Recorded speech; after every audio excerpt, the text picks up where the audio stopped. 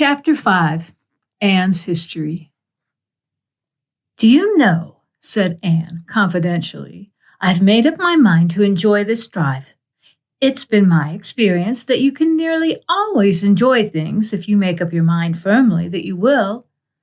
Of course, you must make it up firmly. I am not going to think about going back to the asylum while we're having our drive. I'm just going to think about the drive. Oh, look! There's one little early wild rose out. Isn't it lovely? Don't you think it must be glad to be a rose? Wouldn't it be nice if roses could talk? I'm sure they could tell us such lovely things. And isn't pink the most bewitching color in the world? I love it, but I can't wear it. Red-headed people can't wear pink, not even in imagination. Do you ever know of anybody whose hair was red when she was young, but got to be another color when she grew up?" "No, I don't know as I ever did," said Marilla mercilessly, "and I shouldn't think it likely to happen in your case either." Anne sighed. "Well, that is another hope gone. My life is a perfect graveyard of buried hopes." That's a sentence I read in a book once, and I say it over to comfort myself when I'm disappointed in anything. "I don't see where the comforting comes in myself," said Marilla. "Why, because it sounds so nice and romantic, just as if I were a heroine in a book, you know. I am so fond of romantic things, and a graveyard full of buried hopes is about as romantic a thing as one can imagine, isn't it? I'm rather glad I have one. Are we going across the Lake of Shining Waters today?" "We're not going over Barry's Pond, if that's what you mean by your Lake of Shining Waters. We're going by the shore road." "Shore road sounds nice," said Anne dreamily. "Is it as nice as it sounds? Just when you said shore road, I saw it in a picture in my mind as quick as that. And White Sands is a pretty name, too, but I don't like it as well as Avonlea. Avonlea is a lovely name. It just sounds like music. How far is it to White Sands?" "It's 5 miles, and as you're evidently bent on talking, you might as well talk to some purpose by telling me what you know about yourself." "Oh, what I know about myself isn't really worth telling," said Anne eagerly. "If you'll only let me tell you what I imagine about myself, you'll think it ever so much more interesting."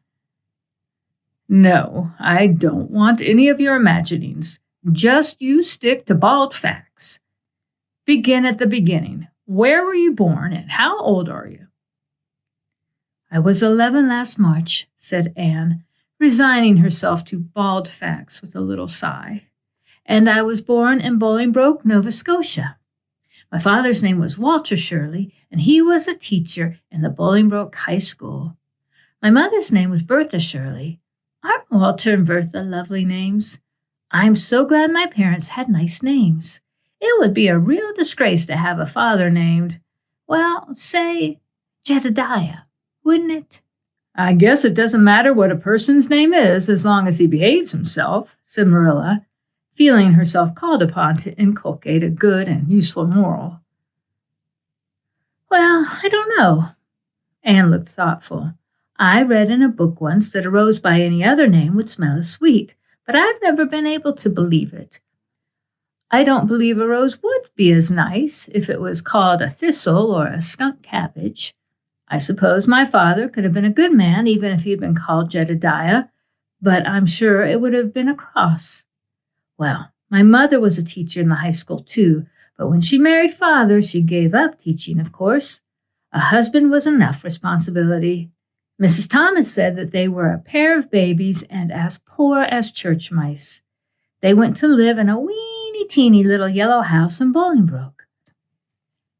I've never seen that house, but I've imagined it thousands of times.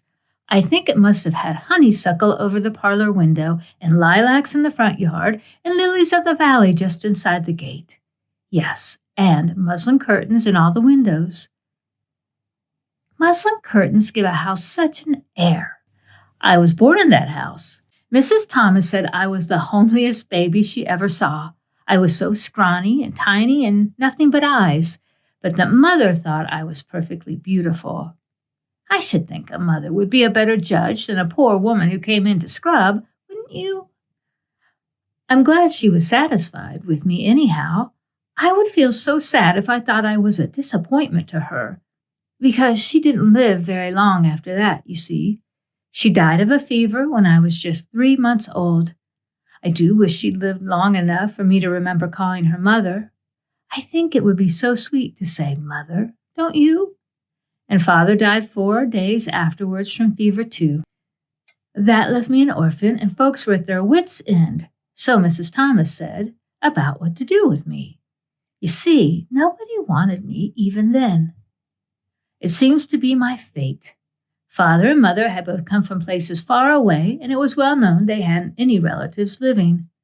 Finally, Mrs. Thomas said she'd take me, though she was poor and had a drunken husband. She brought me up by hand. Do you know if there is anything in being brought up by hand that ought to make people who are brought up that way better than other people?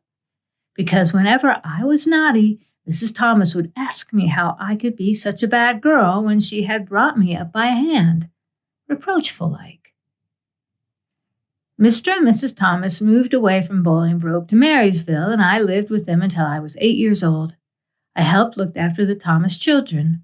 There were 4 of them younger than me, and I can tell you they took a lot of looking after. Then Mr. Thomas was killed falling under a train, and his mother offered to take Mrs. Thomas and the children, but she didn't want me. Then Mrs. Hammond from up the river came down and said she'd take me, seeing I was handy with children, and I went up the river to live with her in a little clearing among the stumps. It was a very lonesome place. I'm sure I could never have lived there if I hadn't had an imagination. Mr. Hammond worked a little sawmill up there, and Mrs. Hammond had 8 children. She had twins 3 times. I like babies in moderation, but twins 3 times in succession is too much. I told Mrs. Hammond so firmly when the last pair came. I used to get so dreadfully tired carrying them about. I lived upriver with Mrs. Hammond over 2 years, and then Mr. Hammond died, and Mrs. Hammond broke up housekeeping. She divided her children among her relatives and went to the States. I had to go to the asylum in Houghton because nobody would take me. They didn't want me at the asylum either. They said they were overcrowded as it was, but they had to take me, and I was there for 4 months until Mrs. Spencer came. Anne finished up with another sigh, of relief this time. Evidently, she did not like talking about her experiences in a world that had not wanted her. "Did you ever go to school?" demanded Marilla, turning the sorrel mare down the shore road. "Not a great deal. I went a little the last year I stayed with Mrs. Thomas. When I went upriver, we were so far from a school that I couldn't walk it in winter, and there was vacation in summer, so I could only go in the spring and fall. But of course I went while I was at the asylum. I can read pretty well, and I know ever so many pieces of poetry off by heart.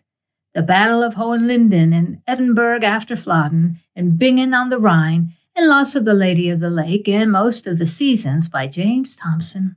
Don't you just love poetry that gives you a crinkly feeling up and down your back? There's a piece in the 5th Reader, The Downfall of Poland, that is just full of thrills. Of course, I wasn't in the 5th Reader. I was only in the 4th, but the big girls used to lend me theirs to read." "Were those women, Mrs. Thomas and Mrs. Hammond, good to you?" asked Marilla, looking at Anne out of the corner of her eye. "Oh," faltered Anne.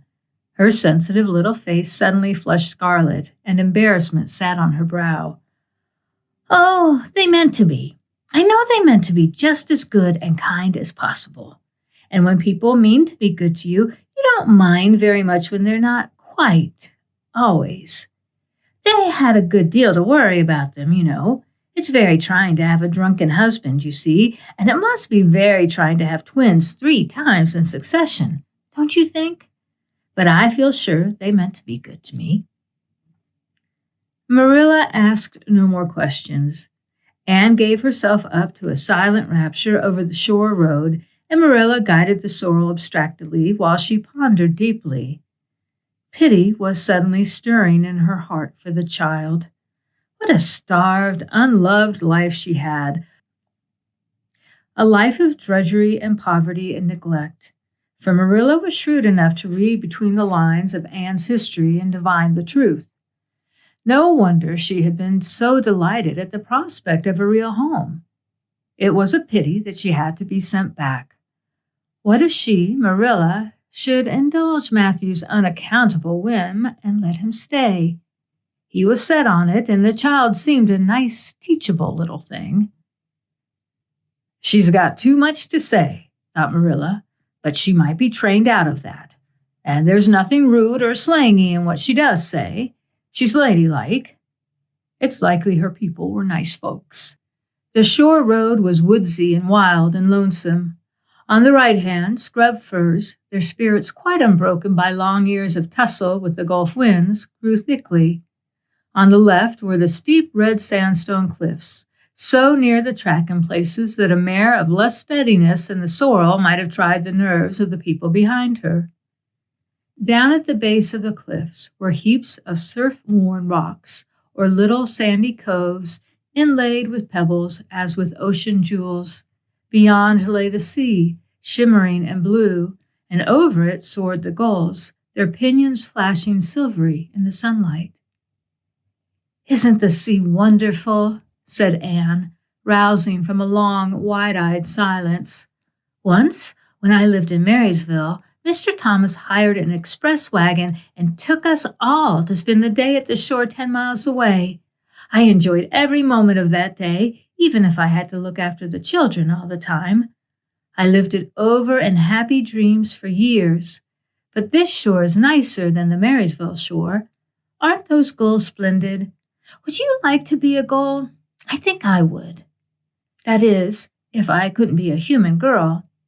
Don't you think it would be nice to wake up at sunrise and swoop down over the water and away out over that lovely blue all day, and then at night to fly back to one's nest? Oh, I can just imagine myself doing it. What big house is that just ahead, please?" "That's the White Sands Hotel. Mr. Kirk runs it, but the season hasn't begun yet.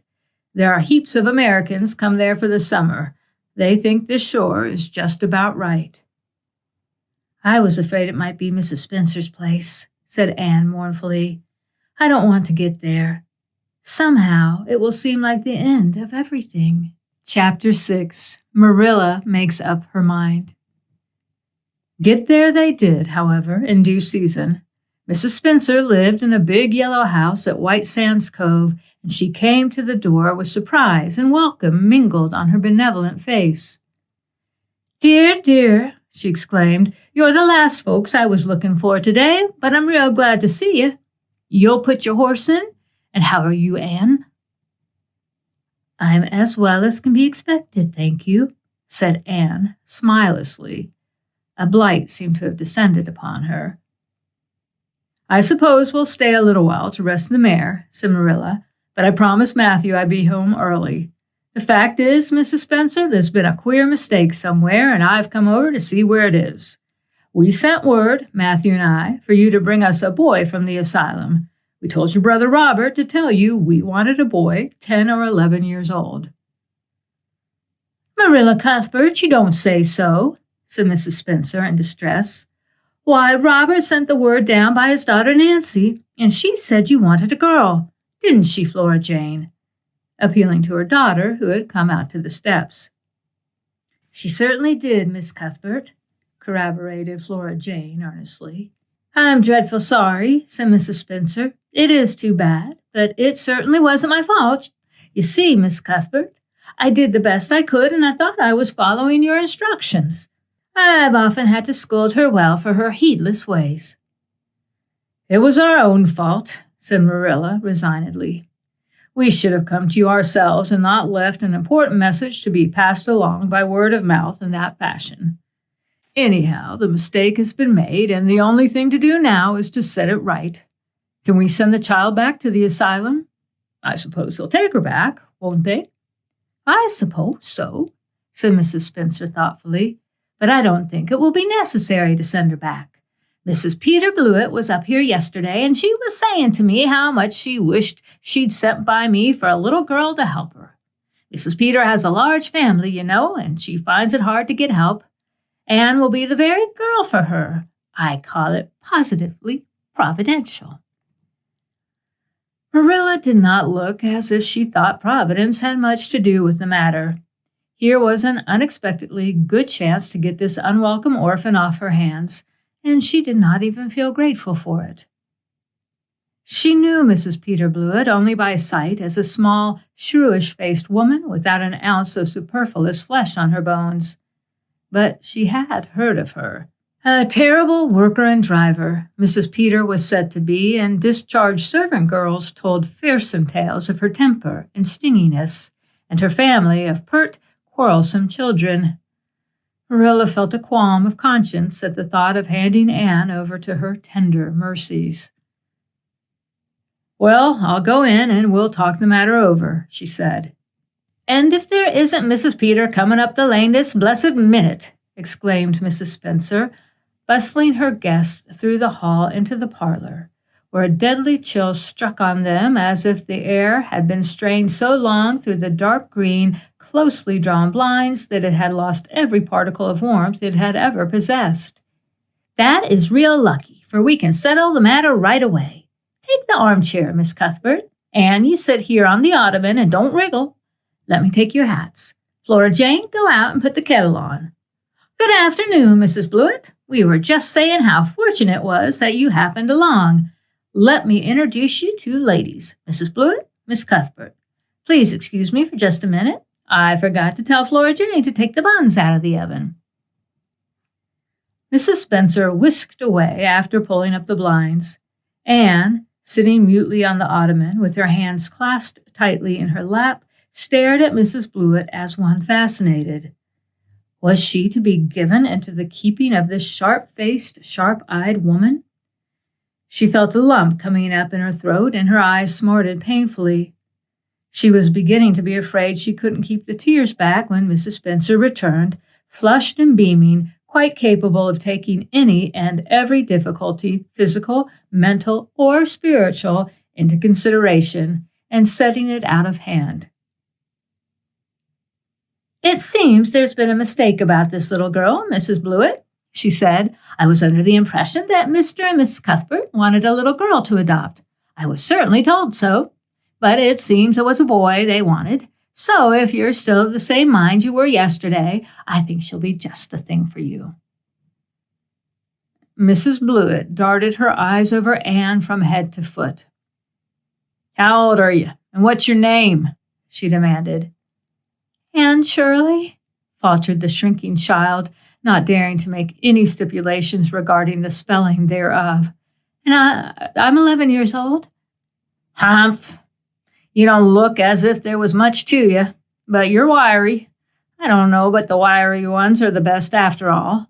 Well, if I take you, you'll have to be a good girl, you know, good and smart and respectful. I'll expect you to earn your keep, and no mistake about that. Yes, I suppose I might as well take her off your hands, Miss Cuthbert. The baby's awful fractious, and I'm clean worn out attending to him. If you like, I can take her home right now. Marilla looked at Anne and softened at sight of the child's pale face with its look of mute misery, the misery of a helpless little creature who finds itself once more caught in the trap from which it had escaped. Marilla felt an uncomfortable conviction that, if she denied the appeal of that look, it would haunt her to her dying day. Moreover, she did not fancy Mrs. Blewett. To hand a sensitive, high-strung child over to such a woman? No, she could not take the responsibility of doing that. Well, I don't know, she said slowly. I didn't say that Matthew and I had absolutely decided that we wouldn't keep her.